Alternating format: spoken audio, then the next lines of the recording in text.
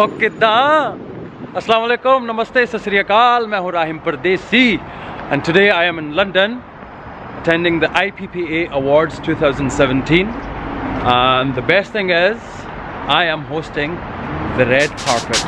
So let's go.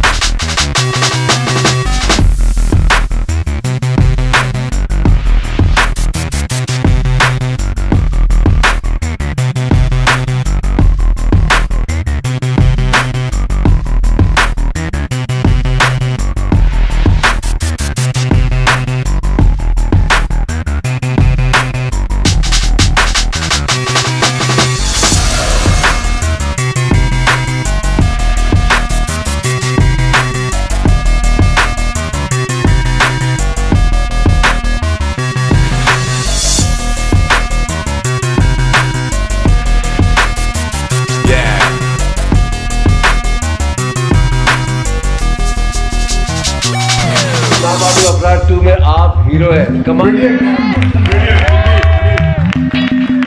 Programme को support करते रहे और Pakistan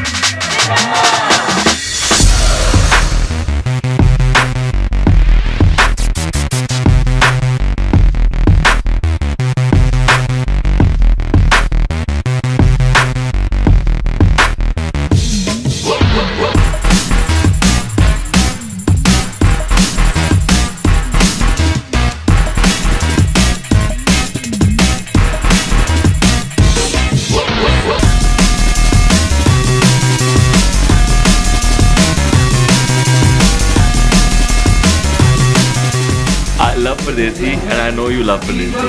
Pardesi, you will love. तो नसरीन ने किया है? नसरीन मेरी है।